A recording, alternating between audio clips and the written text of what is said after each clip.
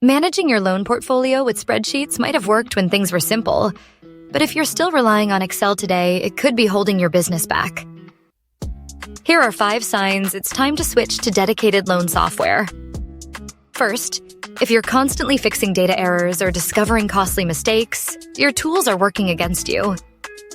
Just one unnoticed formula can throw off your entire portfolio. Second, if auditors keep asking questions you can't answer, that's a red flag. Spreadsheets don't offer a clear audit trail, which puts you at risk during compliance checks. Third, if simple questions like, "What's our exposure to construction loans?" take hours to answer, your data isn't serving you. Real-time insights should be just a click away. Fourth, if your team spends hours copying and pasting borrower updates into emails, you're wasting time and risking trust. Borrowers expect instant self-service access to their information. And finally, if growth feels overwhelming because adding new loans breaks your spreadsheets, it's not a people problem. It's a systems problem.